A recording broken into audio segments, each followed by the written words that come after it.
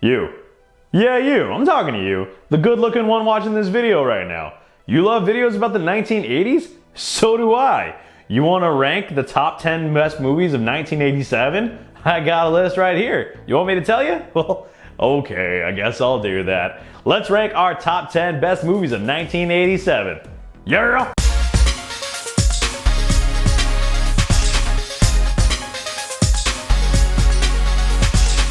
What's going on, guys? Welcome back to, I almost said welcome back to 1987. It's not 1987, it's 2025. Anyway, what's up, guys? Welcome back to Cinema Sermons. My name is Kevin, and today we're continuing in our 1980s review series with the year 1987.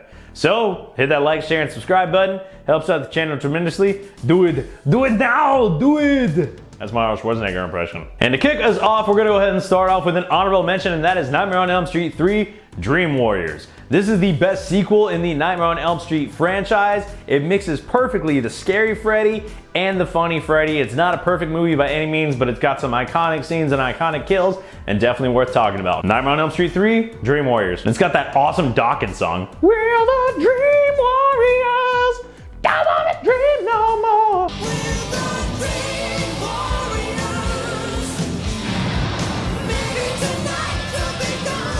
Number 10 is gonna be Dirty Dancing. Now, I will never just put on Dirty Dancing because I feel like watching it, but I have to acknowledge that this is a really well-made movie. It's a cultural icon, and it's like one of the chick flicks of all time, right? Everyone knows the iconic lines of "No one puts baby in a corner," "I brought a watermelon." It's like every chick's fantasy. Patrick Swayze is awesome in it. You have some great musical numbers, great dance scenes. It's an iconic movie. It's not my cup of tea, but I have to acknowledge what the movie was and what it did. So coming in at number 10, Dirty Dancing.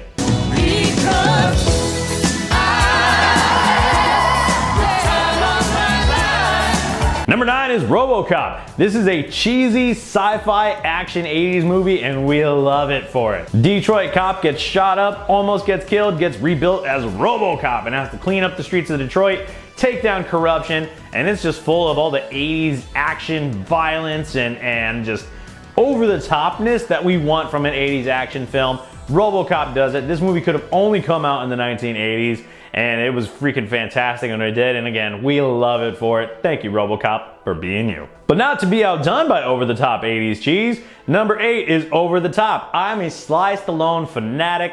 I love most of Sly's movies, and in this one, he plays an arm wrestling truck driver, right? You'll see the memes with people like, we need a movie about arm wrestling truck drivers, and someone's like, the 80s, hold my beer. You know, this movie's great. Sly is like trying to connect with his son, so they go on this cross-country trip, and he has to compete in this tournament, and of course he's the underdog. It makes arm wrestling exciting, dude. This movie's awesome. I love Stallone. Seeing him depart from the Rocky and the Rambos in this movie, it's awesome. I own it on DVD. Not gonna say sorry for it. Coming in number 8 is Over the Top. Number 7 is an Arnold classic, The Running Man. So I actually just saw this movie for the first time last week because I knew I needed to watch it in preparation for this video. I loved it, dude. It's definitely a precursor to movies like The Hunger Games and things like that. Very dystopian future. They have a game where the criminals are hunted and it's broadcast live on TV. I think they made a Stone Cold Steve Austin movie like that once too, like The Island or something like that. Anyway, awesome, over-the-top, cheesy 80s action. Arnold has some of his best one-liners ever in this movie. Very enjoyable. Again, could have only happened in the 80s, and we're so glad that it did. Number 7, The Running Man. Number 6 is Evil Dead 2: Dead by Dawn. This movie is fantastic because it perfectly blends the horror and the comedy. It does like a soft reboot of the original because of some licensing issues, and then we see Ash really step into the hero in this movie. It blends the horror and the slapstick comedy and the gore that we want from the Evil Dead franchise, but this is what I like in the Evil Dead. I don't like the darkness of the original movie or the Fede Alvarez Evil Dead or Evil Dead Rise. I like the comedy, and I like seeing Ash take on the Deadites and beat them, and this movie is what really starts that. So I enjoy this movie. It's on my top 10 horror of, top 10 horror. I'll put a link up here somewhere. But yeah, dude. Number 6, Evil Dead 2. Number 5 is The Untouchables. This is the story of Elliot Ness and Al Capone when Prohibition was going on and the organized crime was really taking off, and this special group of cops was designated to track down Al Capone and get him. This movie is fantastic as a star-studded cast. Robert De Niro as Al Capone, Kevin Costner as Elliot Ness, Sean Connery as the Irish cop. This movie's just an awesome, like, just adrenaline-filled, testosterone-filled man's movie, dude. This movie's fantastic. I've never met anybody who's seen The Untouchables and doesn't like it. And Dr. Dre references it in California Love. So yeah, Untouchables comes in at number 5. Number 4 is quite possibly the most quotable movie of all time, and that is The Princess Bride. I grew up with my mom loving this movie. There's never been a time where I did not know what The Princess Bride was. And when I was a kid, I was just like, ew, it's girly, I don't like it. As I got older and I actually watched it, it's actually a really funny movie. This is just actually genuinely a good movie. I don't even consider it a chick flick. It's just a good movie. It kind of pokes fun at the tropes of those fantastical love stories and chick flicks, but it ends up being one of the like most regarded ones. Every woman I've ever met absolutely loves this movie, and every dude who's honest with themselves and has seen it actually knows it's a pretty good movie. It's fun to watch. If your girl is gonna make you watch a chick flick, fellas, try to have her make you watch The Princess Bride, because it's easily the best one of those chick flicks. And like I said, I don't even really consider it a chick flick. It's just a good movie. It's funny. It's got so many one-liners, so many quotable lines. Hello, my name is Inigo Montoya. You killed my father. Prepare to die. Like, there's just so many good lines in this movie. And as you wish, as he's rolling down the hill. It's just a fantastic movie, man. Like I said, I've never met anybody really, if they're honest with themselves, who dislikes this movie. So easily coming in at number 4 is The Princess Bride. Maybe you could come over and read it again to me tomorrow. As you wish. Coming in at number 3 for us is The Lost Boys. This is the movie that really kind of jump-started that sexy vampire aesthetic, and it does it fantastically. It rejuvenated the vampire genre. And when I think of a vampire movie that I want to watch, this easily is the one that I want to go to, right? It's my favorite vampire film. In my top 10 horror, it came in at number 2. Like I said, that one and Scream are very interchangeable. But, you know, at the time of that ranking, it was number 2. This is a fantastic movie. Again, I've just grown up with it my entire life. I've never not known about The Lost Boys, and I've never not loved The Lost Boys, right? When I was a kid, I wanted to be one of the Frog Brothers. I was like, I'm gonna go hunt vampires, dude. This is gonna be awesome. It's just such a good movie. Iconic score, Cry Little Sister, that theme song that plays, man.